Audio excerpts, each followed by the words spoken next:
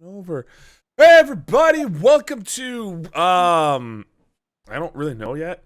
As the title kind of dictates, it's either going to be SNATM, SSN at the movies, or it might be PUI, or the bastard hybridization of both. Welcome to Oh, I can hear myself. Uh-oh. Tom, I think my voice is coming through your Twitch. And I'm stopping that. All right, there we go. We're learning, we're grooving.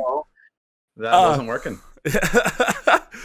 So yeah, just so everyone understands, I think this is going to be more of a PUI because both Tom and I haven't eaten today, and we've decided to consume the alcohols and maybe other substances for some of us.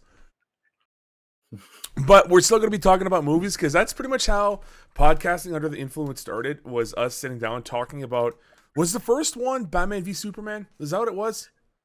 I don't remember. I want to say it was. I think that was the first one that we did. I feel like Man of Steel, we started around Zack Snyder's universe start, I feel. Yes, it was when they announced Batman v Superman, and we were speculating a bunch of stuff as to what the hell was going to happen. That's what it was. That's what it was. Yeah. But yeah, that podcast lasted like 4 hours, I think. And then the next one after that, I think lasted almost 5 hours, if I'm not mistaken. And as they progressed, we just kept getting more and more belligerently drunk. At the end, we were like almost blackout drunk at the end. It was something else. That's not going to happen here today because we do have lives and we do need to do things today. But it doesn't mean we're not going to get tipsy and drunk and have a good time. And one of the things that will make us have a good time is obviously our love of films. But before we go any further, Thomas, I was going to say Middleditch Vogel, but Middleditch is no longer a good person. We can't talk about him anymore. Oh, you didn't hear about this shit? Okay, you got no, not the middle ditch. All right. Yeah, so we'll talk about the ditch in a second and how he's in the middle of something. But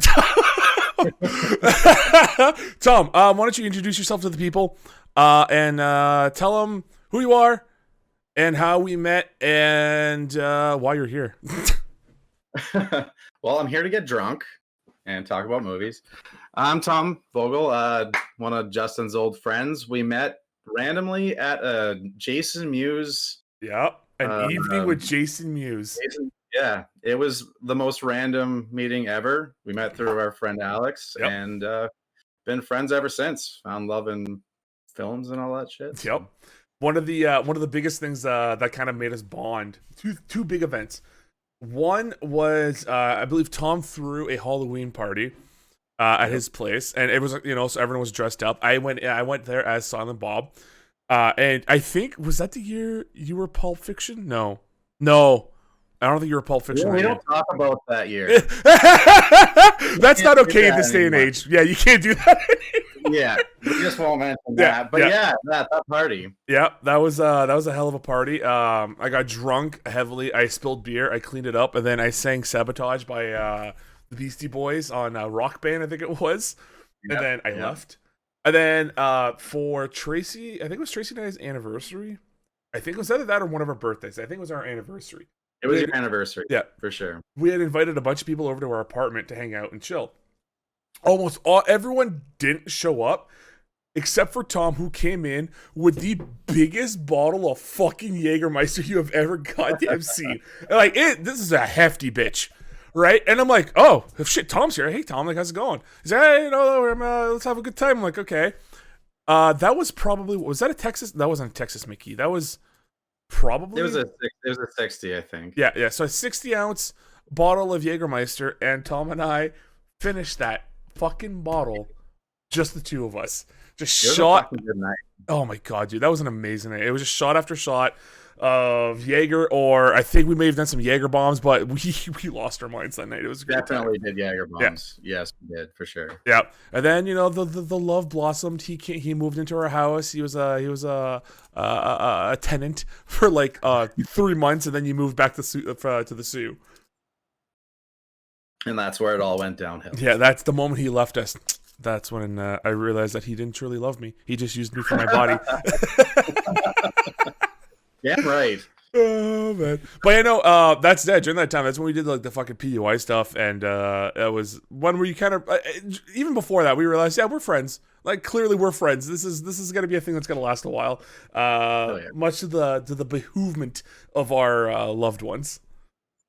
Yeah, whatever. But yeah, fuck them, right? Fuck them.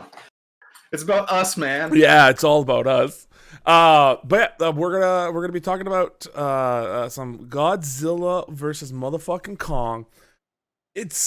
We're gonna go over some of the generic information that I have here because I actually wrote up a fucking. I want to show you. Might not be able to see this, but Tom, actually, you will be able to see this. I wrote up a whole thing here, like. I did. Look at you. I did my research. I was a big boy, and I did work.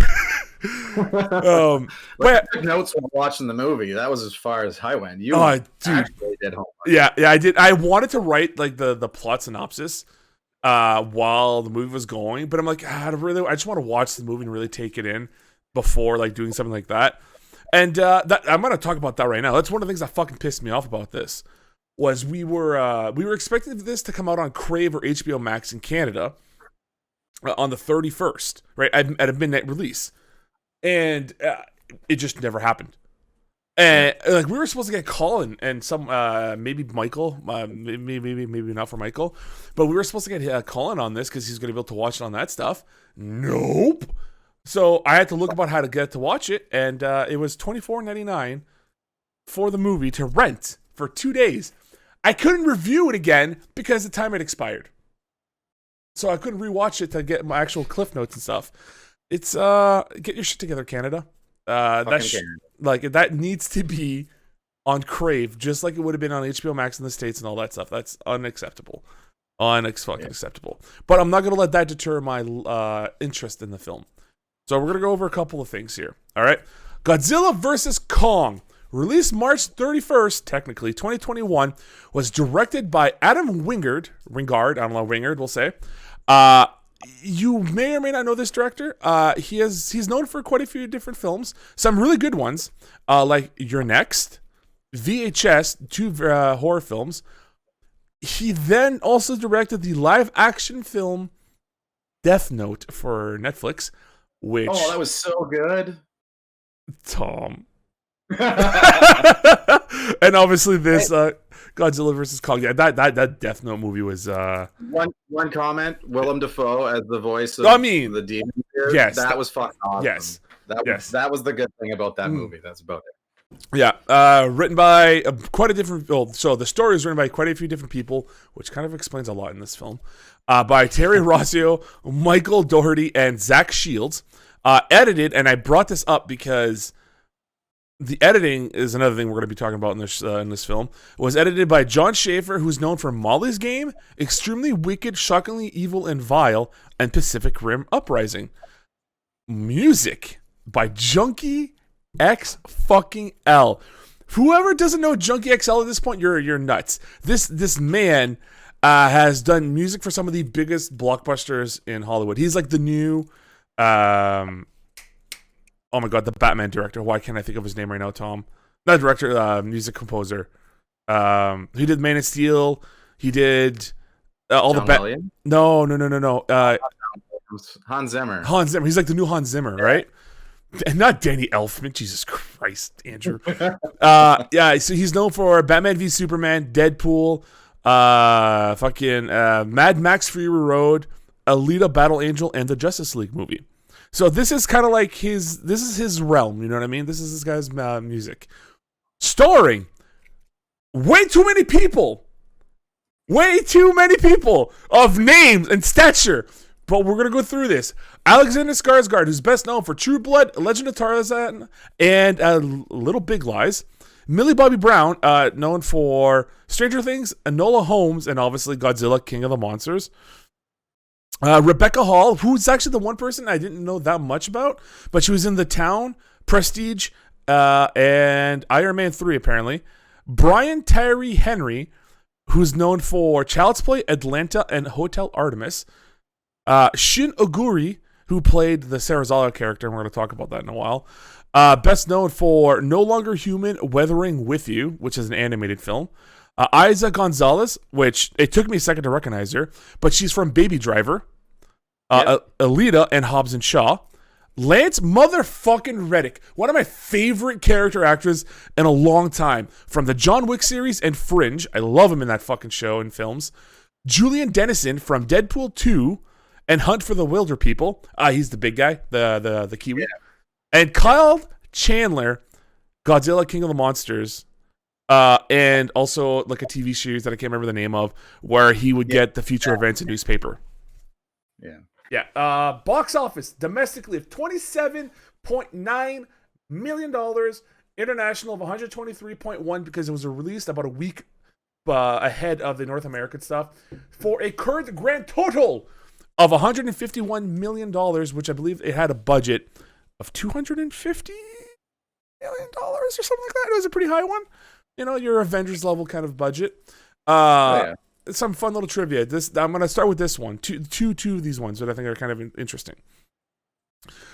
It's that this is this is the first film in 59 years to feature both King Kong and Godzilla. Because the original, way back in Japan, was King Kong versus Godzilla in 1963. And this is kind of the height, to kind of give an idea of the scope of the heights. Godzilla stands at 393 feet, 120 meters, which is about the same height in Godzilla King of the Monsters, while King Kong stands at 336 feet, 102 meters, and that's the largest incarnation of Kong at least all in the American versions. And the only reason why he's taller is because Adam Wingard, in an interview, I believe it was with Variety, or at least one of the magazines, talked about how he had an escape of how big he can make Kong, because in Kong Skull Island, they said that he was still an adolescent and he still has a lot to grow, so they're able to kind of fuck with that. And Godzilla vs. Kong, where they can make him a lot bigger and make him more of a actual threat for Godzilla. There's some pretty big height problems in these movies. Mm-hmm. Nothing ever makes sense. Yep. Like early in the movie, Godzilla is a fucking giant. This is what he looks like, right? Like coming into the Pensacola, Florida, as a fucking wrecking ball. But like King Kong, definitely in like the scope of working next to the people, like in the compound at the beginning, he looked a lot smaller. Well, him and like I've got a thing in my notes saying there's no way King Kong is going to win because Godzilla is way bigger. Yeah, there is this weird perspective of height and mass in this film that they kind of it feels like they're very loosey-goosey about it. Yeah, Godzilla can stand up in any depth of water. It doesn't matter how deep it is. Oh my god. Okay. We're gonna go way back at the beginning. Tom. Oh yeah. What is your experience with the modern Godzilla films? I've seen all of them. I just watched King of the Monsters for the first time on Monday, or Monday last week. Okay. What'd you think of? Okay, what'd you think of Godzilla 2014, directed by Garrett Edwards? Good, good. Except for the awkward. What, you don't like? Silver. Oh, incest. Come on! You don't like that? Hello, wife, sister. Hello, husband, brother. Look, there's no way they could have known. You know what I mean? It makes sense. They're not connected, but people are gonna draw some lines there. It's gonna happen. What are you doing, step bro? It's that movie.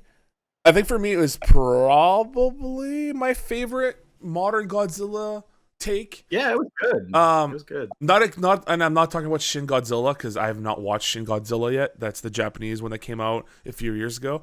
I want to see it. I just haven't had a chance to. But yeah, I think that one did the best job of showing mass because Garrett Edwards does that. He was the director for Troll Hunter, and he knows how to. Yeah, and he knows how to play with the size, and like he does scope of how to represent mass in a brilliant way, and you feel it. Like he also directed Rogue One, right? And in Rogue One, when you see the Death Star and like in full completion, like when it's fully built, you look at it and it's like you feel insignificant compared to that. And in Godzilla 2014, 110%, you get that feeling of mass, of danger, of like, this thing is here to kill us, and there's nothing we can do about it. We're fucking dead meat, bro. And I love how in this new one, they make everything bigger. Like his spikes coming out of the water when that first glimpse. That fucking Jaws scene. Considerably larger than they were in any of the other movies. Yeah. And that's one of the things we will talk about. But Kong Skull Island. What'd you think about that one? Good. Yeah? Yeah, that was an excellent movie. I loved it. I think I'm in the same boat as you. That's probably my favorite Kong movie of all time. Just as a kaiju movie, I think it's brilliant. I think the visuals are amazing. The acting is brilliant. Yeah, sure, there might be some faults here and there in the storyline, but I think that gets overlooked. You can overlook that very easily by the sheer passion and style that the director Jordan Vogt, I can't remember this guy's name right now. I feel bad, but that man has a fucking gift. And seeing what he did there with Kong Skull Island, oh my god. And it kind of saddens me that you don't get to see any of these cast members come back in the new one, which makes sense. Don't get me wrong. Jordan Vogt Roberts, that's his name. You got one. Wait, who from Skull Island is in here? Kong. Oh my god, Tom! Jesus Christ. He's back, man. He's real. Yeah. But yeah, and I get it though, because it's like 50 years later, so they wouldn't even have the same actors to play the characters. You know what I mean? I get that. Somehow Samuel Jackson comes back. Yeah. Oh no, he just pushed me down this into Hollow Earth. That's all that happened there. I've been fighting in Hollow Earth this whole time. Yeah, no, I don't fucking know, man. That movie's okay. We've talked about our experiences with Kong and Godzilla. We've talked about the stats. We had a little bit of trivia. Your initial thoughts, Tom, of Godzilla versus Kong? I love monster fights. Okay. Who doesn't love giant monster fights? I've got 5 notes in here that says I fucking love monster fights. So you got to take it for what it is. Okay. There's some really dumb plot points, but it is what it is. It's a science fiction movie. It was good. I liked it. Okay. I don't think it was garbage in any sense. It was good. It was entertaining. Let's put it that way. Would you say that this was a Godzilla film or a Kong film? Kong. Yeah, right? Yes. Like For sure, Kong. Like it really made, like, I guess the way, and this is because marketing, so they did a good job in this sense. But they kind of made it look like as if almost Kong was the less important factor in the whole story, and it was more about Godzilla. But like, honestly, Godzilla's in this movie for like we'll say maybe 15 to 20 minutes of airtime. He's just there to fuck shit up. Yeah, like that's just literally that. He is the scapegoat. Like, he's the perfect excuse. Oh, well, we need an action beat. I don't know. Godzilla shows up. Why? I don't know. Roll with it. Let's go. Let's see what we can do with that. Kong's more relatable. He's closer to human than the giant nuclear lizard god. Yeah, but like, there's so much you could have. Like, okay, so going to the original King Kong. Okay, the original one that was released so many years ago had an amazing story behind it. Right, it is the folly of man of using nuclear war to fight people. Godzilla is was that representation of that. That is the folly of man. You created this monster through nuclear warfare who comes around and wrecks shit to try to level the playing field, not to restore balance to the earth. In the new Godzilla, they made him more of a protector, which was this creature is out here, not really giving a shit about man necessarily, but is there to make sure that the balance of Earth is set perfectly still, where everything is perfectly balanced, almost like a Thanos without the fucking snap. That's all the Titans, right? Yes, in a sense. They brought that up in King of the Monsters. Like, it was, they're all there to protect. They've been brought up from the depths. Yeah. But So it's kind of funny to talk about that because we're going to talk about King of the Monsters as well. I think Rodan wasn't there to protect or balance. It felt like Rodan was there to literally like, I just want to break some shit. Because like, Rowan? yeah, like he just fucking was wrecking house the entire time. Like I didn't understand the point of Rodan. Like he's not Rodan. He's the pterodactyl. Fire one? Yeah, the volcano bird. Oh yeah, that was the one where we got the Wilhelm scream. I fucking love the Wilhelm scream. So but good. yeah, he's like the only one I'm like, I don't understand why you're here, brother. You're not here to balance things out. You just want to break some shit. Oh really? Even Monster Zero, Ghidorah, like. Oh well, King Ghidorah is an alien. He is not from Earth. So that was the excuse as to why he was destroying stuff. He was quote unquote. Did they say that? I don't remember hearing. Yeah. I remember this. He's from another Earth, which is why the oxygen bomb didn't kill him because he doesn't need oxygen because he must be from outer space. That was their way of explaining why. And King Ghidorah is an alien. Like in the original lore, he's an alien. He's not from Earth. Yeah. So they had to find a way to weave him in there. And that's why Godzilla was so hell-bent on destroying Ghidorah, because he was an unnatural anomaly. Didn't belong there. But like this idea with King Kong and Godzilla of like, oh, there's two alpha titans, and they have to restore the balance, and that's what Kong's there to do, or not Kong, but Godzilla's there to do is to set the balance, because there can only be one alpha.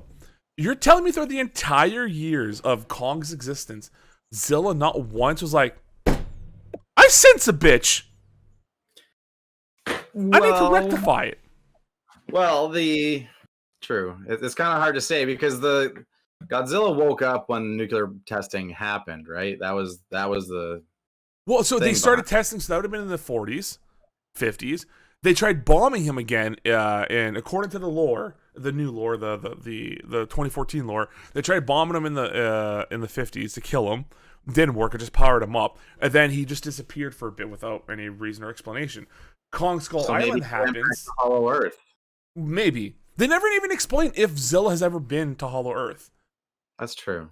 That's except for like, they've never once explained that he's actually ever been there. Like since coming out, he's never been back. It's just I don't know what he did for like fucking 20 years between the 50s to the 70s when Kong was around.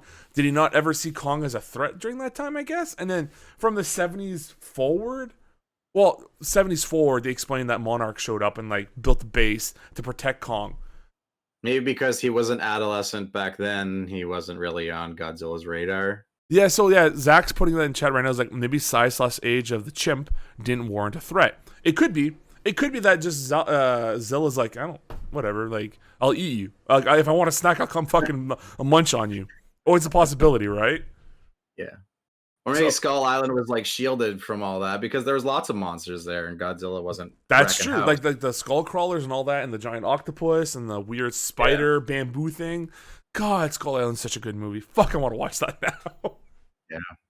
I even like the Peter Jackson one. The Peter Jackson King Kong was great. Jack Black. That one was very magical, very theatrical in its presence and stuff. And yeah, I respect that. And they also had the classic moment where fucking Kong rips open the T-Rex's jaws, like just rips it open and kills it that way. Which I will give credit to Kong, Godzilla versus Kong, where he tried doing that to Godzilla, where he grabbed him by the mouth and he tried to rip it open, and Zilla's like, "What are you doing?" Bleh. And just spat out the fucking atomic breath. Okay. All right. So I know I don't know if I want to go through this like beat by beat of the story or just talk about some highlights of the film, things that that kind of got your attention. What do you want to do, Tom? Well, I got notes are all in order, so. All right, let's bring it. Give it to me. Give me your notes. Give me your notes. Are we doing spoilers? Obviously? Okay. So at this point, if we've kind of given our overall impressions of the film, kind of. I think also this movie it's a movie. It's like, I won't buy it, but if it's on Netflix and I have like 2 hours to spare, yeah, sure. I might get drunk and watch it or something. I don't know. It's okay. Probably better when you're drunk. Yeah. Andrew, it is not movie of the year. Shut the fuck up. It is not movie of the fucking year. All right, Tom. Notes. Give it to me, baby. What do you got? Well, there's I don't know where to start. I love the opening sequence where they do it looks like a fighting game trailer. They show all the monsters. It was fucking cool. I like that. I do like that at the end. It's the bracket system of like, you know, you have the LA Lakers versus the Celtics or whatever. Like, who's gonna win the NBA Finals? I love it because it's like Godzilla and King Kong. Who's gonna beat who? I kind of do like that idea. Meanwhile, the round robin brackets don't work very well for that because Godzilla killed everyone. Yeah, right. King Kong's like, I ate an octopus and I killed a couple of skull crawlers. And King Kong pops out of captivity. He's like, hi. Yeah, hey, how's it going? I guess we're fighting now. All right. Oh my god. Yeah, that intro was it was fun to look at, and I do like the fact that they kept some of the old, like the 2014 Godzilla stuff, where like they'd have the redacted things come up on screen and stuff, and like it kind of kept you like, oh, this is in the same universe. Yeah. All right, what's your next one? Well, I got a bunch. They're all kind of scattered. Apex Cybernetics. The first time I saw that, and I just remembered from the King of the Monsters because I just watched it. It really helps with all the references. But when they take the skull of Monster Zero, the second I saw Apex Cybernetics, I thought, oh, okay, they're making a cybernetic something. Yeah. I thought it was going to be a Monster Zero, but it never ended up doing it. Oh, you thought it was going to be like a Mecha Ghidorah? Yeah, it would have been cool. That would have been something, right? That would have been something. Yeah. Okay, talking about this. So, excuse me. At that point where they show Apex Cybernetics, where the fuck they're called, you have the character played by his name is super long. He has 3 names. Give me a second. Played by Brian Terry Henry. Okay, he's in there as a kind of like an undercover podcast conspiracy theorist, fucking doomsday watcher guy, and he wants to reveal the truth that's happening over at Apex Technologies, or the fuck Cybernetics. And obviously, in movie sense, by per happenstance, that's when Godzilla comes and attacks. Can you please explain to me why Godzilla attacked this place at that specific time? Like, what drew him there to attack it? I don't know what drew him there, but they were building parts, right? Because they had the eye. Yes. In containment. And maybe he just hates, I don't know. Hates eyeballs. Yeah. I don't like how this guy's looking at me. I gotta take him out. Yeah, so Bernie, that's the guy's name's Bernie. Yeah, Bernie's in there doing this investigation stuff. Okay, Andrew, you saying your no? All right, write it in text. Why Godzilla was drawn there at that time, specifically to Pensacola. I don't know what the fuck it's called. It was the frequency that attracts. What frequency? I don't remember there being a frequency thing in that entire moment. In that entire thing. When Bernie's hacking the computer and stuff, like the echolocation from the thing before. Yeah. No, I get it. That's the orca, right? I get it. That's what that is. But first of all, there was no mention of the orca in this. There was nothing talking about frequencies in here. And as far as we know, in this specific part of the film, Godzilla was attacking it because there's an eyeball there. There's a mecha eye. Kevin's still talking shit. That's what Godzilla was talking about. Yeah. But it's like this moment of like, I don't understand why he's attacking. And I also, this is just a little nitpicky, when he would do his atomic breath in the other 2 films, it was this thing of like, it was this big hype moment of like, you'd hear the and then boom, he would fucking throw it. He would throw the wave, right? Shoot the wave. And this one is like boom, like no hype, no setup, just like, oh, I can do this whenever I want. It really the one thing that they can probably use for half the answers about him being incredibly overpowered and everything is because he got the nuclear recharge in King of the Monsters, which was like a year before or 2 years before or something like that. Yeah. And he got the Mothra recharge as well, so that kind of upgraded him in everything. So maybe they're probably going to use that as Well, he doesn't need the time to recharge anymore. He's super powered fucking Godzilla. So I was talking to Andrew, I think, about something like this. I don't remember if it was about this exactly. But it was a conversation where it's like, yeah, but so that is us as a fan speculating. Like, we are trying to explain why this is happening, but the film isn't providing that answer. It is us trying to reach out and find that. I don't like that kind of filmmaking. That's because that's lazy filmmaking. It's a fucking Godzilla movie, man. No, you don't get no. Come on, Godzilla 2014 and the original Godzilla wasn't like that. It wasn't like that. They told through story what would happen, right? It's not like, how did this happen? I don't know. Maybe because of this. But it's also like Godzilla versus Kong, and they're trying to push towards that. Yeah, I know. Giving somewhat context for the story, and then let's get to fucking monster fighting, because that's what it's all about. And so, okay, and I'm gonna say that now, that I'm kind of disappointed in that sense of like, this is exactly what that is. It's just kaiju v kaiju, let's go. And I don't like that because Godzilla has never been, he's never supposed to be that simple of a reason. It's just Godzilla's gonna rig some shit. Kong was never supposed to be, oh, he's a monkey who's really pissed off. Doesn't really, it's not supposed to work that way.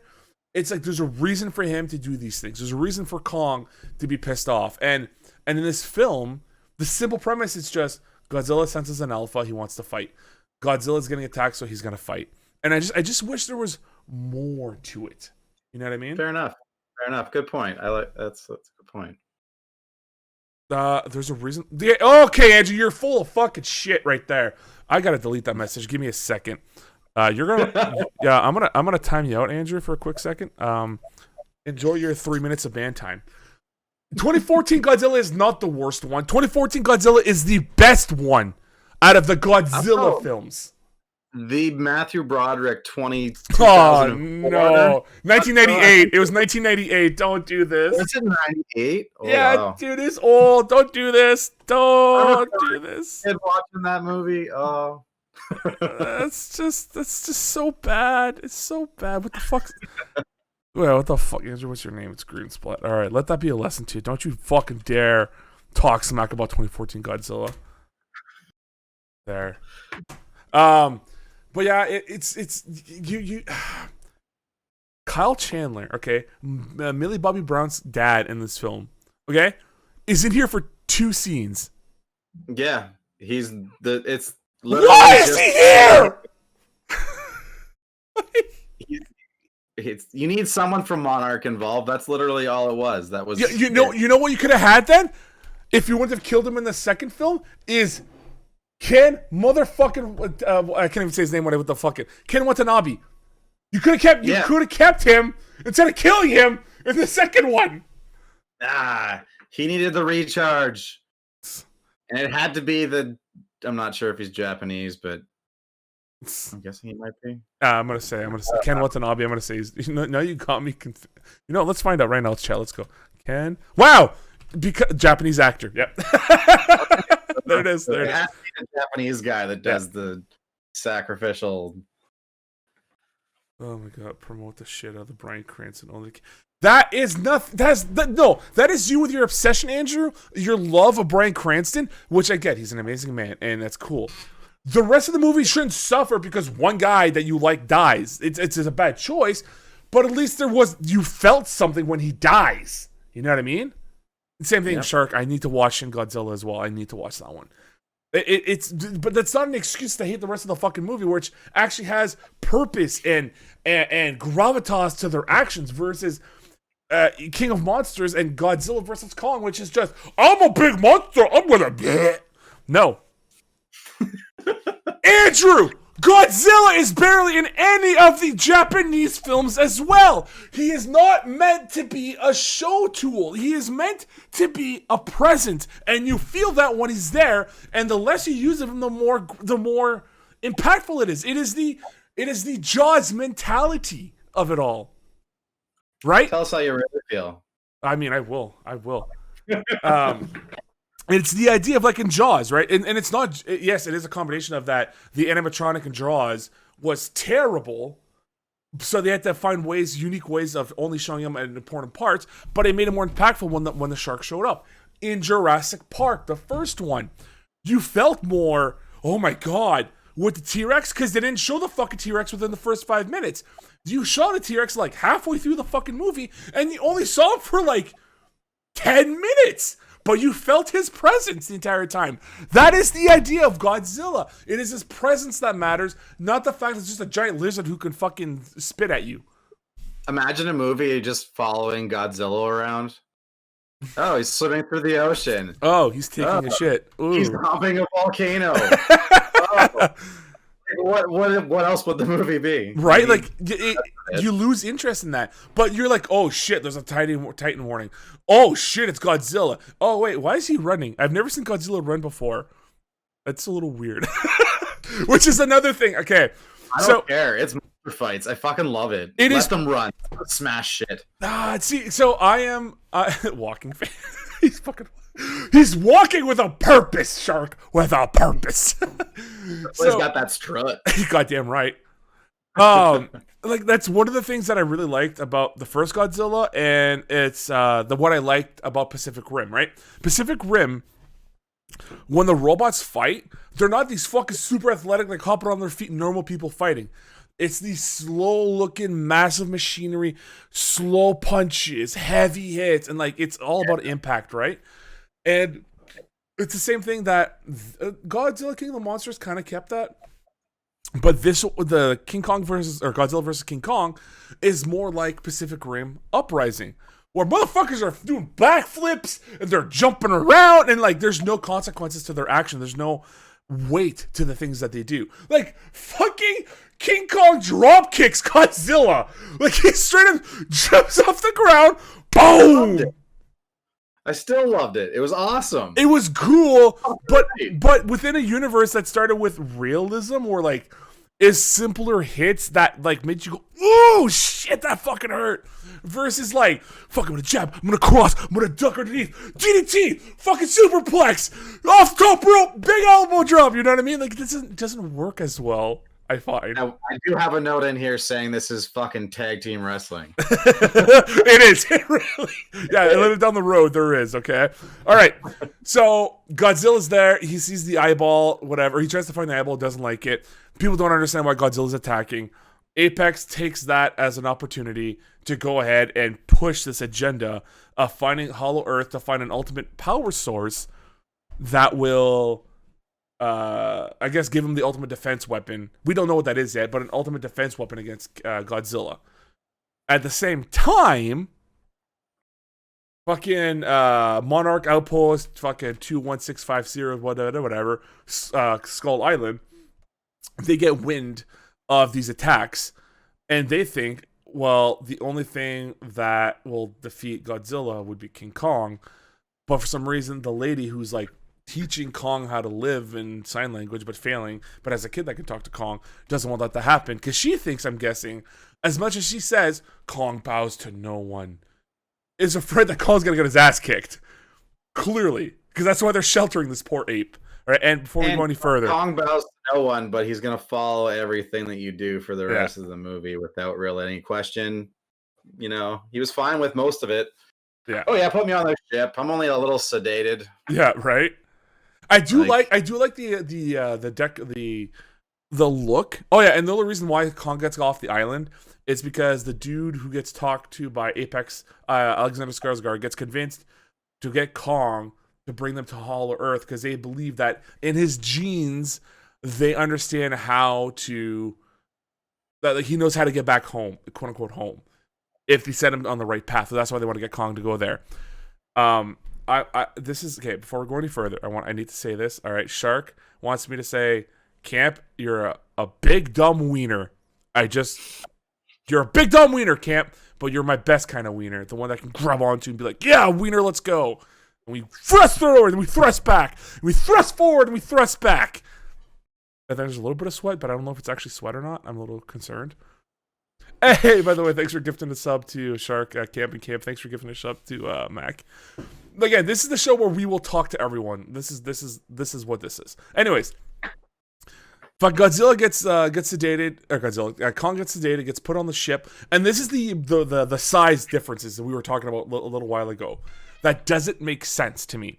It doesn't at all. Kong is almost the same height and size as Godzilla. Godzilla is like 300 fucking feet tall or whatever the fuck, 300 meter, whatever it is. Like massive. I have the measurements. I could just look at it. Give me a second. So Godzilla stands at 393 feet and Kong's at 336, okay? I'm sorry. Something that big does not just chill quietly and without destroying the ship on a fucking jet carrier. That doesn't make any sense to me. Okay? Then comes what I think is one of the worst looking scenes in the whole fucking movie. It is when Godzilla starts attacking Kong, or just before, you see Kong or Zilla's face. There's something, I don't know if the budget went down the drain or something, but it literally felt like a fucking PlayStation 3 cutscene of like his face looking like, ooh, I'm mad, I'm gonna hurt you. And I just and I sat there and I'm like, oh no. Oh no. What have they done to my baby? Yeah, what have they done to my boy? And it's this moment of like, I wanted someone in this university to study Kong and his genes and genomes, and there goes, what the fuck? He's literally just a silverback. I mean, yeah, pretty much. But it's this moment of like, okay, cool. All right, Godzilla went off its path to find Kong. We knew that was gonna happen. They start fighting, and the initial fight, I was surprised that Kong could defend himself as well as he did underwater versus Godzilla. Because to me, I thought that would be his domain. You know what I mean? Oh, yeah. Yeah. I was very scared for Kong at that point in time. Mm-hmm. That's the size difference bullshit. He looks so small on the fucking ship. Yeah. Like, he looks like this tiny little thing curled up in a corner. Yeah. Like, I understand he's sedated and whatever, but... And then there's this giant Kong whose tail can stick out of the fucking water. Has 2 battleships at once. Yeah. Yet he's the same size as Kong, who's just chilling on the fucking deck of one of them. Makes no fucking sense. A motherfuckers whose back spines can cut through those same carriers with ease somehow fits perfectly on an aircraft carrier. I'm sorry, what? Makes no fucking sense. But that being said, it was awesome. There were some fucking good fight scenes there. One of my favorite moments. Hold on, I gotta grab a beer. I gotta get serious about this conversation. Yeah, kick. One of the things that I really enjoyed in that part was Kong straight up fucking like just overhand punches, just this nasty boom to Godzilla's face. What does Godzilla do in response? Open hand just slaps Godzilla like Kong right in the face, and you see in the face, slap. And it's this moment where you just see Kong like, oh, I'm like, oh damn, like that must have hurt a lot more. Like what? Like an amazing fight. They did a really good job, like showing the scale and the power of both of these guys. Yeah, 100%. You felt like you literally felt what was happening there, which is nice. And this is like their tame version of fighting, because at this point, you know, it is like it's a little bit more classically like how Gareth Edwards did the fight scenes, where it's like slower punches, everything's kind of meaty behind it because it makes sense. Creatures of that size or mass can't just throw quick jabs and stuff. It has to be slower. Yeah. They haven't announced this. This one is doing really well at the box office. Oh yeah. They'll make it. This is WB's baby. They're gonna rape it for everything they have. 100%. Like it's again, terrible. Yeah, they're gonna do with everything. And it's this moment of they're fighting itself, and I'm like, all right, this is pretty cool. This is pretty cool. Then there's this fucking Kong gets his chains removed, and he starts hopping from ship to ship. Some of them not even destroying them. He lands perfectly on them, does not blow them up or sink them. Then Godzilla climbs on top of it. Yeah. What? How could that be? There's no way that could happen. Yeah. The whole thing would be underwater. Oh my god, it was whatever. And then I can't. Maybe there's that underwater reef just underneath the ship that Godzilla can always stand on. That's what's holding the fucking ship up. Right in the middle of the ocean, heading towards the Antarctic. Exactly. There's just a reef that is wherever he wants. It follows him around. Mm-hmm. So, okay, with that, something, I don't know what, I can't remember what it was. What is it that sets Godzilla off? Oh, he thinks that they're all dead because Kong is just laying on the boat and they shut the motors off. And for some reason, instead of ripping its head off like Godzilla's always done and eat the insides or blast into it, he's like, yeah, bitch, I got you. I made you hurt. And fucks off. All right? Maybe that's him just being chill with Godzilla or King Kong. He knows maybe he's not that. I don't know. Like, it's such a confusing. Everything counteracts itself. It doesn't make sense. Yeah. So, pretty much, he gets this exposition now of like Millie Bobby Brown finds Bernie, the conspiracy guy, and they figure out how to get into Apex and figure out what exactly is that level, or they try to figure out what exactly they're doing with all the shipment and stuff, because these big exports don't make sense coming out from Florida all the way to Hong Kong. Fucking Firestarter from Deadpool's there, Hunt for the Wilder People. Why is he in this movie? I don't know. Why is Lance Reddick in this movie? I don't know. Why is fucking the dad from King of Monsters is here? I don't fucking, like, who knows? Who fucking knows? Also, I gotta mention another very like, I don't know why they're in this movie. I don't understand what's the point of them. The daughter of the dude from Apex Cybernetics. Okay? She's the lady from Baby Driver, all right? Gonzalez. Aiza Gonzalez, I think her name is. Yep. I think she's a great actress. I think she does an awesome job. She's in this movie for the sake of being like, I'm a bad person. Grr. You should hate me. Grr. In case you don't understand, my dad's an asshole. Grr. And which also makes me an asshole.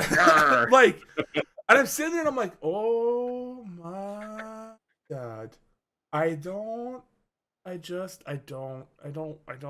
Why are you here? You're such a waste of a talent to be in this film, to play this fucking, like, that. Because she's a rising star. Yeah. That's what he does with everyone. All these movies. Every movie that's come out so far, they put the rising stars in, get them a paycheck, and that gets views because, like, Brian Tyree Henry's on Atlanta. Atlanta did really well. Yeah.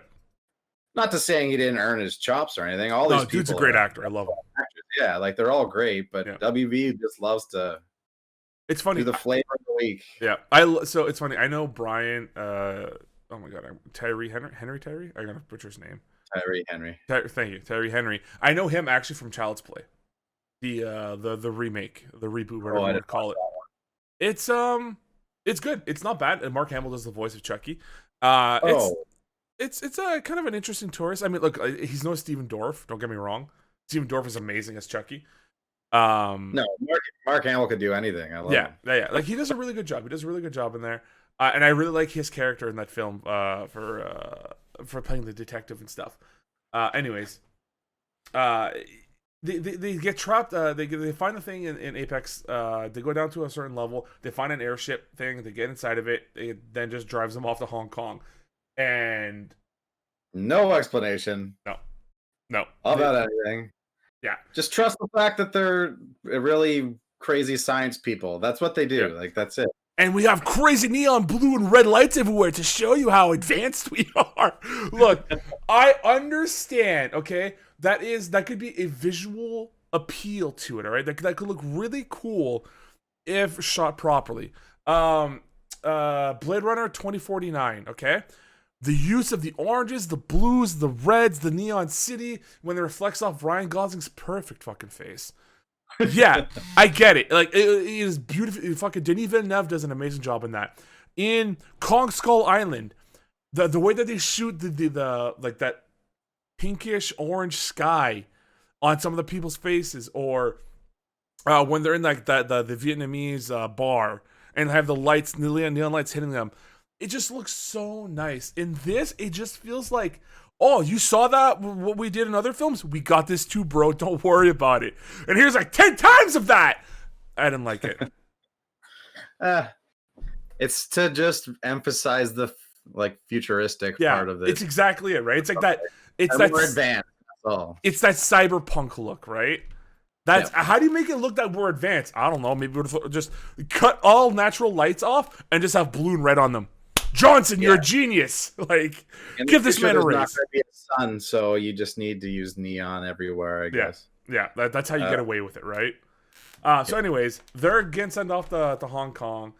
Kong arrives in the Antarctic, and with a little bit of convincing, goes down the tunnel to go home or whatever. They follow him in their Heaves ships. The Heave ship is made specifically to withstand the gravitational switch or pull or pressure that happens when they cross into the hollow Earth, theoretically. At this point, I'm sitting here. Yes. It is at this point where I talked to Andrew about this, and I'm like, okay, they know where hollow Earth is. Yes. They have machines to get them there. Yes. Why do they need Kong? Why do they need King Kong to get down to hollow Earth? They don't. They know how to get there. They know how to track the source of the power. Why do they need King Kong to be there? This is the dumbest explanation to why King Kong wants to go home. Doesn't he open the gateway or something? No!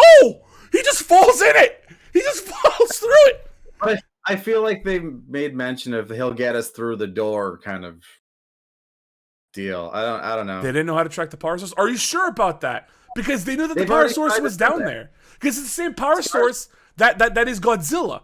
It's the same, like, that blue energy is the same thing as Godzilla has inside of him. It's the same kind of radiation. They've tried the trip already, and Skarsgard brother died doing it, and he got crushed. Yes, because they knew how to get there. But they knew how to get there, exactly. That's what I'm saying. But their whole thing at the beginning was like, Kong will lead us the way to hollow Earth. Yeah. They know how to get to hollow Earth. And they know how to track the radiation because it's the same radiation that Godzilla emits. You know why they did that? You know why they brought him? Why? Fucking monster fight, bro. You got me there. You got me there, Tom. You fucking got me there. You can't look too deep into it. It's a fucking versus movie. I know, but I just want more. I guess it's in this day and age of like of the Avengers, of the Snyder Cut Justice League, of even we have talked about this before. The Batman v Superman Snyder Cut. There's more to it, and there's reasons why, and you can explain it, and not just shoved in, not just expect the audience to be dumb and not understand it. But that's the thing. You've got WB made this movie. Mm-hmm. You know what they did to fucking Justice League? They destroyed it and made it completely unwatchable in comparison to the new one. And the Godzilla Monsterverse is their baby. That's the thing they're gonna make their money on. People love monster fights. That's it. Right? Yeah. They took what they think is what matters most in these films and just amplified it. And you know they took creative control away from everybody. Hence the extensive list of people that wrote it. Yeah. Right. It was done through a formula. All the punches were counted. That's why they did that shit. Yeah. And then so Kong so he fucks up a couple of these like snake, serpent, eel, lizards things. The first one he like smushed him so hard that blood came out of his eyes and mouth and like anus. It was amazing. He then used that one to whip the shit out of the other one. Super cool to look at. Loved it. Yeah. And then ate the head. Yes, yeah. He ripped the head off its body and like ate the innards of the skull. Cool, I get it. All right, he's a carnivore. You don't fuck with Kong. Right. Got it. Unless you're Godzilla. All right, let's keep that in mind. So, anyways, Kong then for some reason feels attracted to a certain area. He runs over there, finds these rocks that are floating in the air, jumps up into that air, and lands in what looks like to be a throne room because there's literally a chair there. There is a chair just chilling there for Kong to sit down and look kind of cool, I guess. And there's also an axe there instead of a skull of a monster, which, as far as I could tell, it didn't look like a Godzilla skull. It didn't look like a skull crawler skull. It was a Kong skull. was it a Kong skull Yeah, that the was axe his was in? Oh no, that might have been like the skull crawlers. That looked like to me that's what it Maybe. was. Yeah, so we'll Yeah. say like I don't know if that was also they were trying to do like an Easter egg, like that was a different like another monster in the Toho universe that we don't know about. But as far as I could tell, that just looked like to me that just looked like generic monster skull. That's what it looked like. But there was dead Kongs or something, like a skull Kong, or like a Kong skull somewhere. Oh, probably in the place too. I think I remember seeing that. Yeah, most likely, yeah. All right, so he sees this axe, grabs it, and then he holds it. And it's like, okay, cool, it's an axe. And I'm like, okay, cool, it's an axe. Don't do this. And automatically, I was like, don't do what I think you're gonna do. Then he sees this little engraving on the floor that looks like it's axe shaped. Kong looks at it, looks at the hole, looks at the axe, looks at the hole, looks at the axe, scratches his balls, tastes the axe, then walks over to the fucking hole and puts it in. Obviously, that's not what happened. He just right away just knew. At least my version made more sense. It would have given more time for him to process. The monkey's like, oh shit. What is this thing for? Maybe I'll put it there. You gotta have the inquisitive grunts in there too, like, huh? Right. And so as this is happening, the people in Hong Kong, Mimi Bolly Brown, fucking Firestarter from Deadpool 2, and Bernie wake up inside of the thing. They get let out, and they see that the objects that we're bringing over were skull crawlers. They knew that because that's what was inside of the ship with them. And they are on a testing platform where you see a giant motherfucking Mecha Godzilla chilling there that is powered by a Serizawa, by the way. Same last name as Ken Watanabe's character from the past 2 Godzilla films. Okay? I didn't think about that, actually. Yeah, but they don't mention at all at any point in time that this is Serizawa's son. No, there's no mention of that. In the other films, there was no mention that he had a family. He, to me, was more of a troubled, or not troubled, but like a heartbroken individual that could never let go of the facts of what happened to Hiroshima, like with the bombing and stuff, and how he sees Godzilla as almost a god or a redemption story for the horrors that man has done. And it doesn't seem like a man that would actually have a family to bring into that kind of horror. You know what I mean? Yeah. So I don't know if that is his son or like a relative of some sort. They never once reference that this Serizawa is related to him. But this motherfucker is going to do a Pacific Rim, hang out in King Ghidorah's skull, and somehow use the leftover telepathy from a skull and some of the DNA, I guess, from the brain or whatever. Why does that hang out in the skull? There's no brain in there. You all know why? Because it looks cool.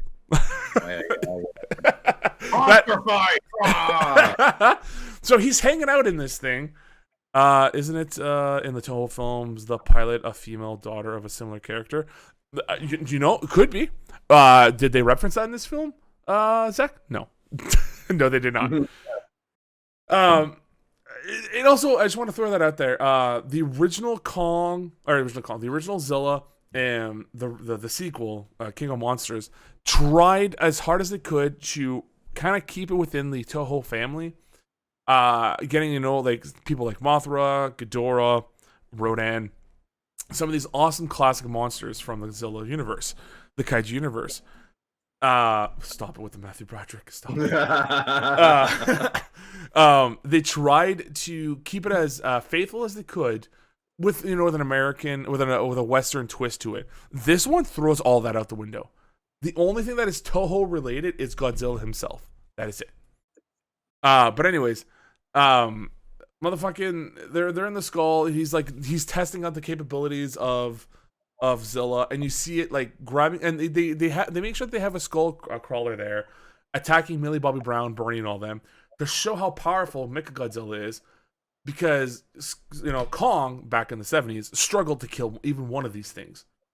This guy literally grabs it from like side to side and just fucking atomic breaths its ass, splitting it in half, guts and blood flying everywhere. I want to point out this point here.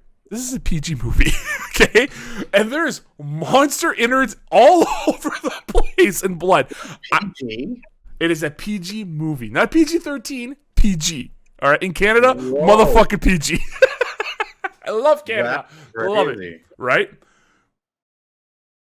Like so much viscera and everything. Like torn apart. Wow.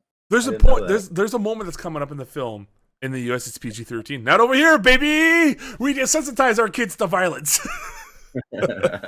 But yeah, so you see that, and you see how powerful it is. And now Millie Bobby Brown and Bernie and Firestarter get caught at some point because they try to stop the telekinesis link, I think, and then they get sidelined for a while after they get caught. Yeah, parental guidance. That's right, Zach. So during that time, Kong went ahead, put the axe into the inside of the placeholder, and somehow this axe acts as a power conduit and fires up the engines of the radiation. Tom, I got nothing. Tom. It happened. Look, you work with machinery and stuff, and you're more handy tool than me. Maybe not nuclear and mystical god shit. No, I don't know anything about that. Okay, so somehow that was the missing conduit that would power up some radiation.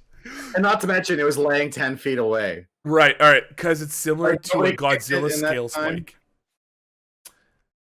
I don't. Now, Camp. The slot still had a spot for the handle, not just spike. B, I have to ask you. Did they ever at one point explain that this axe was a scale or a piece of a Godzilla creature? Because as far as we know, by the way, they're like in the first Godzilla, they talk about how these Mutos were eating Godzilla's people. I think that's what it was. I think I'd have to rewatch that scene, but I'm pretty sure these monsters were things that ate Godzilla's people. And that's why one of the reasons why Godzilla's the only one left. I believe. I could be wrong.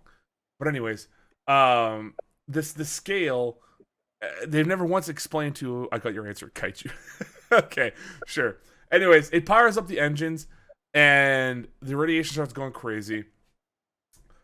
Again, for no real particular reason, except now if you want to pull the strings out and try to connect the story yourself, because they did a test run of Mechagodzilla inside of the Apex facility in Hong Kong, Zilla felt that and decided to go approach it because he feels the threat of Ghidorah's telekinetic waves.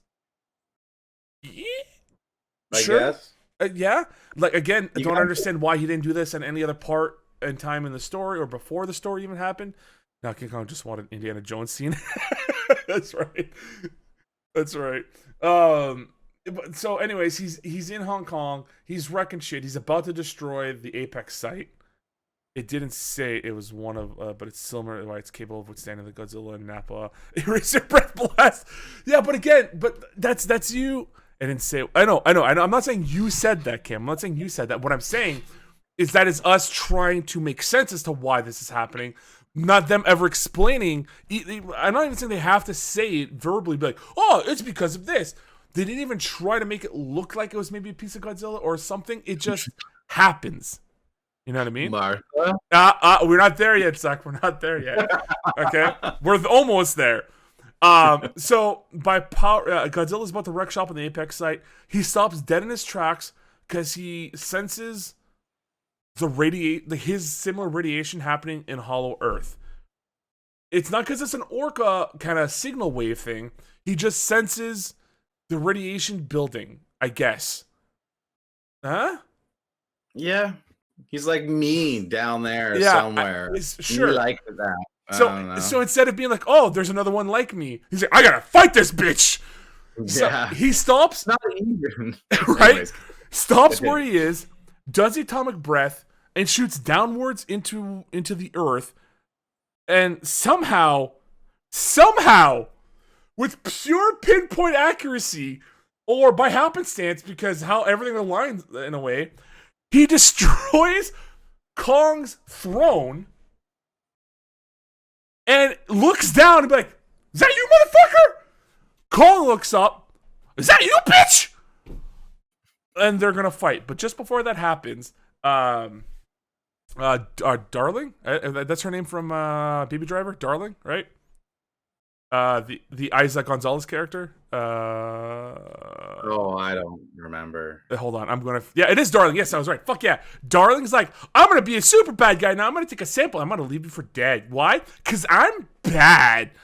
And they do that. She was. You know what? You know what her point of the movie is? What's that? Yeah, what's up, Halo? Someone had to get the energy signature. Right? But they could have done that with any generic, bland, doesn't matter. You don't need to get this actor to be here in a movie, right? They could have done that with anyone. But she was an up-and-coming actress and very popular and badass Latino chick. Yeah.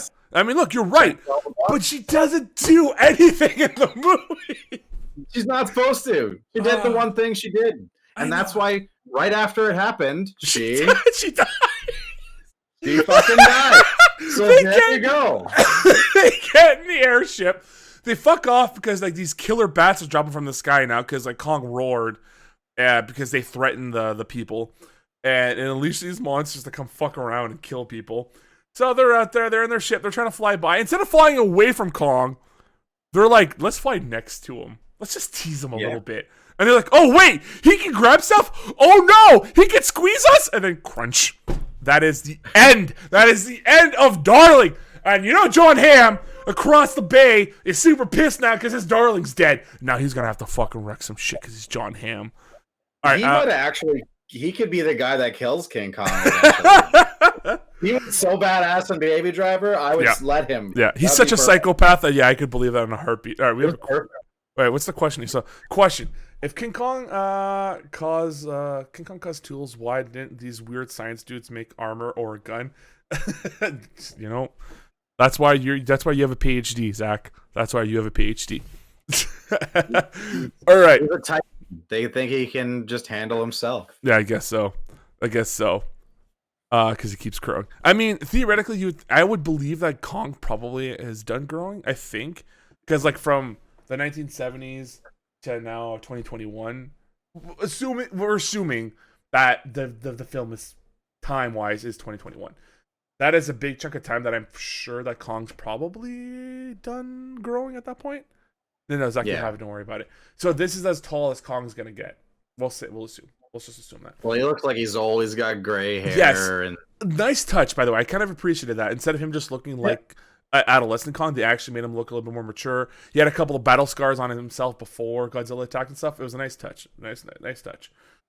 Anyways, so they are at this point in time. Kong killed the people. The other guys are flying away now to safety. There's no more of this gravity inversion thing because Godzilla just dug a hole from China down to Hollow Earth, so you don't have to worry about that shit. How's the Earth not fucking destroyed now that this has happened? Like, the gravitational pull's not a thing anymore. Right? Nah, don't worry about it. Why? Because King Kong's gonna appear out of that hole, drop a big old hand on one side, axe hand on the other, and now we have our Hong Kong cyberpunk neon fight. It's the fucking monster fight. This is what we've been waiting for. Let's throw all logic out the fucking window. Yeah. There's no point for it anymore. Yep. Motherfucking Godzilla out of nowhere is not going to move like a Komodo dragon. Where he's going to like slither around on the ground super fast. He's running at King Kong now. He's tired of his shit. Monkey's going down, okay? one point before we get to the fight. Yeah. How the fuck does Alexander Skarsgard just know how to drive this futuristic anti-gravity fucking ship out of nowhere? Why? He's trained for years learning how to drive this advanced machine. He just all of a sudden knows. That's all. So here's why. You ready for this? Because he's Alexander goddamn Skarsgard. He's got a big dick and he's beautiful as hell. He's not even driving with his hands. He's just letting his dick just hit the fucking steering wheel and just flipping left and right. All right? That's what's happening. Also, why is Skarsgård afraid of Kong? They never explain it. Just, woo, here we go. Shit. Yep. Never thought about that. Never thought about conclusions there. Yeah. They just. I mean, he's a giant fucking yes, beast. but like everyone else is super chill with him. Oh, by the way, what happened to Lance Reddick? He was in the scene for 5 minutes. What happened to Lance Reddick? I love him so much, and he's gone. Yeah, I got no answer there. Yeah, he just literally disappears. He's in there for the boat scene, and that's it. They need someone with authority to fucking speak. He did his job, and he left. Just like Aiza Gonzalez. He got his paycheck and got the fuck out. Lance Reddick. Lance Reddick is the concierge inside of John Wick series, and he was the head director of the FBI in Fringe. I love that guy. He's an amazing. Oh, also he was unfortunately in that Jonah Hex film with I can't remember his name right now. Thanos himself, Brody. No, Brolin. Brolin. Thank you. Yes, Josh Brolin. Also, Zavala. Sure, that too. All right. Anyways, they're fighting. It's WWE style fucking wrestling match. They're fucking, like I said, suplex and F5s. Fucking tombstones are happening left and right. Literally, there's a moment where somehow Kong is hanging on top of a building, hanging off of it, getting ready to springboard fucking Hurricanrana Godzilla in the face. How is he hanging on to that? Nothing not falling apart? Fucking Chinese, beautiful structure. They're beyond our intelligence. They could support the weight of it. If there's anything that sticks to the fucking Kong universe right now is that Kong can hang off a fucking building. Yeah, somehow, right? Like, that's it. That's his thing. Yeah. Oh, Andrew, that's why, because Destiny's a garbage game and I didn't play enough to actually care. All right.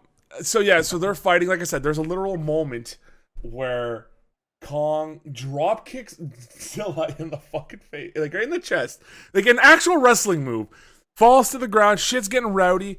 I can't remember exactly how it happens. Godzilla has this moment where he does his atomic breath. He uses the axe to deflect and smashes it into Godzilla's thigh. And there was a moment there, I was thinking, oh wait, this could be an interesting point. So theoretically, the axe is supercharged with the same radiation that Godzilla has in his body. The same thing that feeds him and powers him up. It'd be kind of interesting. Kong, not knowing this, stabs fucking Zilla in the leg. He looks at Kong and he says, "You should have aimed for the head." Okay? And he snaps. No. But it could have been this moment that this supercharged fucking axe now hits him there. And instead of like, yes, it hurts, but then just fucking like roids Zilla out. That's what I was expecting to happen there. Like, he would just get this burst of energy, just be like, "Oh, you fucked up, son," and like just goes nuts. That's what I was expecting. Didn't happen. He just like swats Kong away, gets the axe out of his body, and then they continue fighting to the point where Kong is he's tired, he's defeated. There's this very, very violent part, and like I was like, this is pretty gnarly. Where like Godzilla's literally just scratching, like it's like just tearing at Kong's chest. Yeah, and I was like, brutal. I was like, oh, damn! Like, Jesus, this is getting serious. Like, this is wow. I'm loving this. And Kong's on the floor. He is beaten. He can barely move, and Godzilla just walks up and puts his goddamn foot on him. And just roars so loud and with such vigor and energy. And Kong, near the tail end of Godzilla doing that, starts screaming. It is at this moment that Tom, before we went live, he's like, "You know what this reminds me of?" And we're going to play what this reminds him of, okay? It is this classic moment that happened. I don't think it was a WrestleMania. It might have been like the rematch. But here we go. It was SummerSlam. It was SummerSlam. All right. 2015. Enjoy what you're about to fucking see. Okay? We are here. It is. Them screaming at each other. Oh my god. So good. It is the WWE version of Kong versus Godzilla. And it couldn't be the wrestlers either. Brock Lesnar and Undertaker are the Kong and Godzilla of fucking WWE. Oh my god, dude, that was amazing. He showed me that, and I'm like, yeah, like Tom's like, is there a way we could put this in the podcast? I'm like, you goddamn right there is, and we're gonna do it. It was brilliant. All right, I loved it though. It was good. It was Yeah. hilarious. Yeah. So here we go. Fucking Kong is defeated. All right. For some reason, Godzilla does not rip his head off and blow, atomic breath out of his head like he's done to every other villain he's ever fought. No, he's like, you know what? Fuck you, you punk bitch. You're not even worth my time. Turns around and waddles away. Just goes away. He is tired and beaten up a little bit. Godzilla's laying on the floor, literally, apparently dying because deaf little girl can sense the heartbeat, which makes sense. They're heightened senses of all the other stuff. Yeah, I get that. Okay, but one other thing though. Yes. Since we're on the topic of the deaf girl, in the ship scene earlier in the movie, yep, she can hear Godzilla coming before fucking radar does. What? Little do How you the know. fuck does that make sense? It doesn't make any sense. Little do you know, she is the child of Daredevil. Then that would have been great. She's the love child of Elektra and Daredevil. Oh my god. Anyways, yes.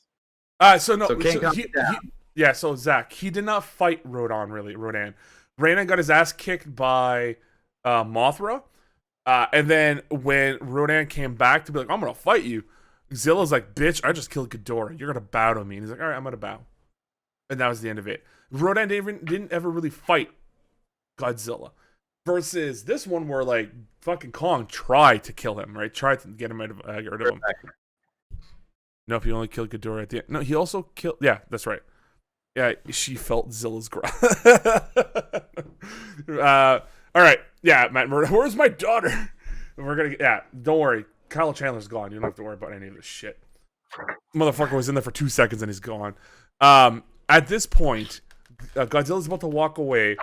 Fucking dude who runs Apex Cybernetics decides, let's boost up. We got the radiation signal. We're gonna duplicate this. We're gonna power up the skull somehow, and you're gonna fucking Pacific Rim that shit. Solo pilot. We're gonna kill him with Mechagodzilla. Dude, we don't know what this radiation does. It could really fuck us up. It could really do something. I don't care. We're gonna do it. All right, dog. I guess we're doing this. Jumps into the skull, sits in, jacks in, powers it up, gets the radiation thing going, that radiation frequency, and almost immediately, the dude Serizawa has the greatest orgasm in the world, which kills him. You see this man's face. He is not suffering. He is enjoying. It is the ultimate pleasure. It is the best way to go out in all of existence. He's like, literally, eyes rolling back to the back of his head, and he creams himself and he dies. Now, what is that? What is that? Right? What does that mean for Mechagodzilla? Well, I guess somehow dead Ghidorah skull is powering and controlling Mechagodzilla? I guess, Tom? Monster fight. Monster fight. Monster fight. Fucking do it. At this point, the fucking head of Apex Cybernetics is trying to do his bad guy spiel, which I will appreciate this right now. Where he's like, oh, this Godzilla, Mechagodzilla will be the thing that will restore balance to the earth. We'll never have to rely on monster titans like this because of this man who did that. As he's saying that, Mechagodzilla somehow creeps up behind him. Okay, not being heard. Going off anywhere. And I don't. An advanced place with neon lights everywhere. Yeah, and not a warning fucking alarm around. Yeah, it makes no sense. And somehow, with what's happening, Millie Bobby Brown, Bernie, and Firestarter sees what's going on, and they back away. He then turns around, he gets to do the shit. And I think he gets punched or grasped or something happens where the territory where he's at gets destroyed. Motherfucker's gone. Thankfully, this dude, I don't know much about him. I believe he is a very popular Hispanic actor. Unfortunately, I don't know any of his work. But he played the villain like you should. You know, he did his job. He got his paycheck. Good for him. You know, that's all I could really say about this guy. That's everybody in this movie. Yeah, pretty much, right? Good job. Let's just move on to the next one. So he was in The Hateful Eight, A Better Life, Machete Kills, and yeah, okay. So don't know much about this guy, unfortunately. I'm sorry. Weeds, I believe. There's probably So anyways, he's dead. Mechagodzilla is now full sentient and is wreaking havoc against the world. Okay. Godzilla being tired, being beaten up, he's like, oh, fuck, shit, here we go again. And just start like, oh, God, just give me a second. Can you give me a breather? No. And fucking Mecha just starts slapping him, bitch slapping him, breaking him apart. Also tries to do what I think is like... Wiping the floor with him. Literally wiping the floor with him. Yeah. Like, Godzilla's got nothing left, right? And they're like, oh no, Kong's dying. What do we do to help him? And it's like, he would need one hell of a defibrillator. One that's strong enough to power a fucking Vegas city block or something. Because apparently that's what that radiation had the capabilities of doing. And I guess somehow that radiation, instead of being in the ship with Darling, who died, was in the other ship. No, both of the ships had the same power source, right? Are you sure? Yes, you're right. Sorry. Yeah, you're right. So I was thinking I was thinking it was the radiation that gave him the power source. No, it is the ship. You're right. So fucking Alexander Skarsgard's like, just fucking get out of here, protect yourself, and I will defib Kong. Brings the ship on, does a couple button presses, and somehow does some kind of like not EMP blast, but just an actual defib energy blast as he jumps out of the ship to kickstart my heart. You know that fucking song. You know the ship that was designed to like traverse gravitational planes? Yes. Yeah, apparently it's got a fucking defibrillator setting that they flip on in the fucking pilot seat. Oh, we're trying to start a kaiju's life. Oh yeah, we've got that setting up. We'll do that yeah, nice. But we don't have an FM radio. We couldn't afford that. It wasn't in the budget. I just wanted to listen to the song while we were skip starting his heart. God. So boom, he gets powered up, he gets all juiced up as a wake, and now it's Kong backing up Godzilla. Godzilla's a little bit beaten up, but those two are fucking laying waste to Mechagodzilla. You know, Mecha gets a couple good licks here and there, but ultimately the tag team's 2-1. Zilla sweeps the legs with the tail. Fucking as he's falling, Kong goes with the RKO. Boom, knocks him out. That is it. Not even a fucking pin. It's just a fucking TKO. Count out to 20. The man's dead. All right, it's gone. Serizawa is also dead. Ghidorah is officially maybe dead. The skull is still around, so who knows what that's gonna happen? Maybe it'll start regenerating itself. Because whatever. It's done. All right. The tag team was fun. Yeah, it was great. It was great. I loved it. The double grab smash through the building. Yes. Like they both knew what they were doing. Like you spear for years. Yeah, you spear the chest, I'll spear the gut. Let's go. Well, one thing I've written down. Yeah. Fucking spine rip. Yes. Fucking right. I love it when it happens in anything. Spine rip. I got my rocks off when that fucking happened. The Scorpion or Sub-Zero finisher of fucking the fatality just there it is. Fucking loved it. It was a moment. It was a scene. Now at this point, Millie Bobby Brown somehow finds her dad because her dad works for Monarch. It does make sense that he would like have this like a FEMA camp, but in Monarch version of it. In Hong Kong. Yeah.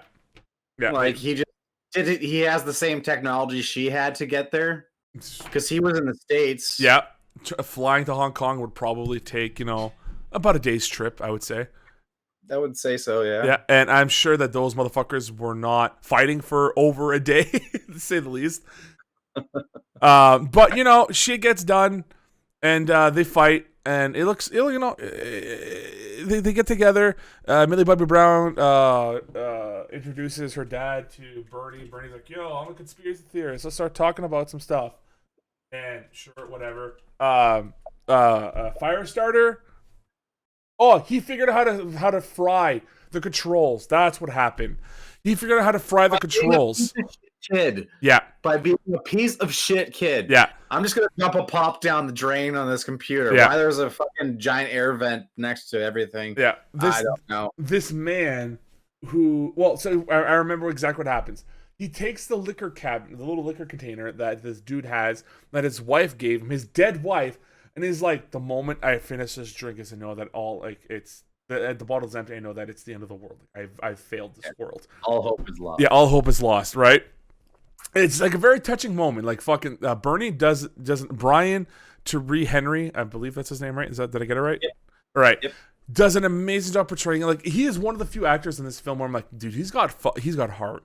Like he cares that he's in this movie and he's Have you putting seen on. Atlanta?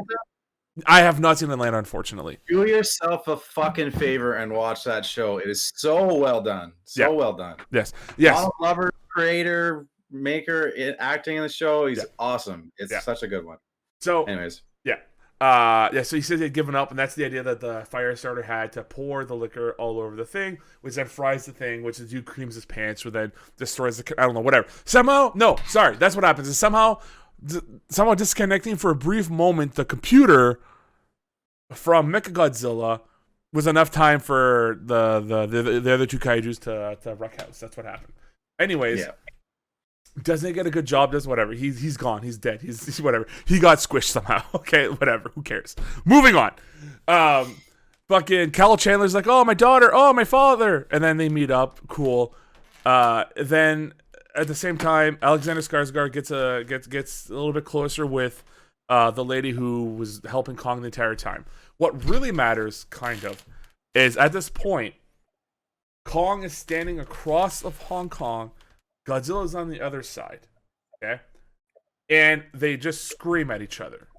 And I'm sitting there and I'm thinking like, okay, what I'm thinking is going to happen is either two ways. Kong and Godzilla are going to be like, fuck, let's go, man. Like, you're still standing. No, bro. Like, this can't be. Or Godzilla realizes, oh, this is like Mothra. I like Mothra. Mothra saved my life. She put her little powder on me and gave me life again. I'm going to trust this guy. Kind of looks like they went that route. Where Godzilla knows, because Godzilla is an intelligent creature. As much as they don't talk about it in the show, or in the movie, or ever really related, except for like maybe the first film, Godzilla is highly intelligent. And I feel like that's known though. Like he knows what he's doing. Kong and Godzilla begins passionately making out. That'd be an ending. Can you imagine? Right? Rough kaiju sheks all over that fucking place. Ugh. And all you hear at the end is that, and that's it. That's full orgasm. Kevin Smith wrote fucking Godzilla versus Kong, that's how it would be. Somehow a dog would be involved, and both of them would splode jizz all over. Well, that's the thing. You know, there would be a scene of fucking Kevin Smith writing where Kong just starts jerking off on the ship or something. So I don't think it's an understanding of friendship, Camp. I think it is more of an easy alliance where Godzilla's like, I'll let you live only because you gave me a solid, and Kong's like, I'm not gonna fuck with you because you let me live and I saved your life. Like, it's kind of like this peaceful, like, you don't get off, you don't get out of Hollow Earth and fuck with my Earth, I won't come down and beat the shit out of you. I think it's kind of like what that idea is right now, an easy alliance, because Mothra and Godzilla, they did fight in the original Toho films, but they were actually they were friends, they were allies. Yeah, right. There was no hostility at all there. Yeah. So this one, it's more of like, I think Godzilla realizing, I think we need to settle this. We're done. I yell at you, you yell at me. I did beat your ass. The only reason you survived is because you got defibrillated by a machine. Like, that's it. That's the only reason why you lived. That being said, the same thing has happened to Godzilla 2 times now, I think. So in Godzilla King of the Monsters, he gets revived through a nuclear blast. Ken Watanabe, Sarazawa, sacrifices himself to set it off. In the first one, no. Didn't he get nuked too? No. In that one? In the first one, what happens is he literally falls to the ground, gets his ass whooped for a bit by the two Mutos. And Quicksilver and Godzilla kind of like both really got their asses kicked, kind of meet each other, like look each other like eye to eye, like, yeah, bro, we're not done. Godzilla gets up, Quicksilver and starts walking towards the nuclear device to set it off the shore of San Francisco. That's right, on the boat. Yeah, on the boat. Yeah. Okay. So that's what happens. Yeah, and it's like that's why in the Godzilla 2014 one, his last ditch effort to kill the Mutos is using that atomic breath. Like that is like I have nothing left. I need to do this. And like in the subsequent movies where it's just atomic breath, atomic breath, atomic breath. But anyways, Finisher becomes regular move. That's just the standard. Yeah, right? Like it's no longer his finisher. It's just a part of his arsenal. Right? It's his up B move now. And King of the Monsters, he had the nuclear blast. It wasn't even the mouth. Yeah, just that nuclear EMP pulse thing, which is super badass. To be honest, I'm surprised they didn't try and like up it again for this one. Right? Like I guess their upping was Kong and Godzilla teaming up. That would be their upping. Fair enough. Yeah. The axe kind of had a good play in it. Godzilla is just a Ben Affleck sig pick for 3 straight movies. All right. Oh yeah, 2H. Give him a 2H. You know, he tried something. You know, Godzilla's built different. Zach, that's just for you. All right. Ends with Godzilla going into the water, and then I think at that point it rolls credits. And as far as I know, there was no after credits. There was nothing. Like there might have been some newsreel information rolling on the screen, but nothing to indicate that they're going to continue different. Like King Kong goes back down to Hollow Earth. Yes, thank you. There is that footage where it kind of makes it look like he's back on Skull Island, because Alexander Skarsgard's like, "All right, guys, Kong's coming. Don't worry about it. Just like get ready, get out of his way." And then when he lands, it says Monarch Outpost, whatever, Hollow Earth. Hollow Earth monitor station or whatever. Yeah, monitor station. Monarch, that's really, really risky. There is a lot of fucking kaijus down there, and I don't think Kong can protect you 24/7. Maybe don't put an outpost down there. I'm just saying. I was very confused about that as well. Like, why did it all of a sudden? Oh, we're just fine to hang out here. Yeah, let's forget about all these terrifying fucking things that live here that could kill Kong in a moment's notice. The snake birds? Yeah. Like, why? Yeah, let's just go hang out around them. That sounds like fucking fun. Yeah. Oh my god. And at that point, credits roll. Also, Skull Island got taken over by the storm and was revolving around. Yes. That's why they did have that outpost protecting them, yes. But I'm pretty sure that storm doesn't last forever. I think it's kind of one of those moments where, like, the storm shows up, storm disappears. Storm shows up, storm disappears. But it doesn't matter. He's on Hollow Earth now. He's in there and he's chilling. Godzilla's got the top. He's got the bottom. They're going to control the flow in between. Whatever. Credits roll. That's the end of the film. Tom, would you recommend Kong Skull Island to either rent, buy, or pass? Rent, buy, or pass? Yeah. I don't think I would buy it. Rent, yeah. Like rent once. Yes. And that's like all you're gonna watch it, yeah. Now, would you say that it's worth the $24.99 to rent it right now, or wait until it gets officially released to like DVD, Blu-ray, and all that, and on demand? I would wait until it's cheaper. $24.99 is ridiculous for that, for what we got. If we could safely be in the movie theaters, I wouldn't have an issue paying that much, because, like, you know, your tickets plus your food, fine. Oh yeah, that's completely different story. Yeah, I think that'd be fine. I think as is $24.99 is way too much for this movie. I do not think that it is not at the same level of a Kong Skull Island or a 2014 Godzilla. This is a definite rent. You know, when it's like $6.99, $4.99 or whatever, if you want to get the standard version, definitely. This is a definite rent. As simple as that. It is a popcorn ride that sometimes, if you think just even a little bit, falls apart. It was good though. Like I enjoyed it. It was entertaining. Yes. That's it. Like I said before, it was entertaining. Yeah. Okay. With that, this has been a pretty good hybrid of a PUI / SNATM. This was both. This is actually kind of nice. You know, this is a start. Yeah, this is just the start. That's right. Don't forget a little bit of housekeeping. The website for Select Star Network is currently live, so you can visit there. And there is the podcast and audio form is there that you can go ahead and visit and take a look at.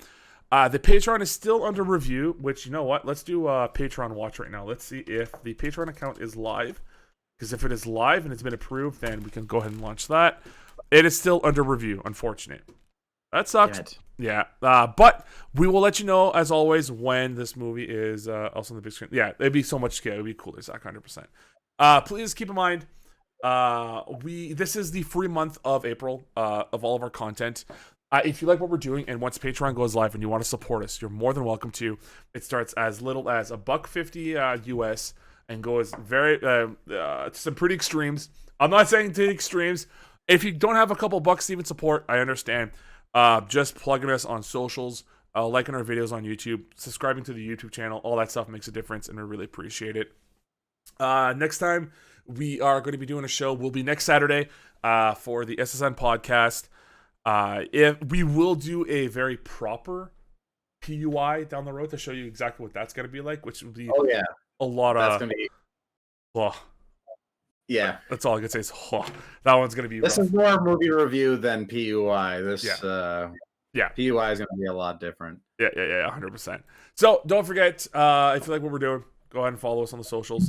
Tom, you don't really have any socials, do you?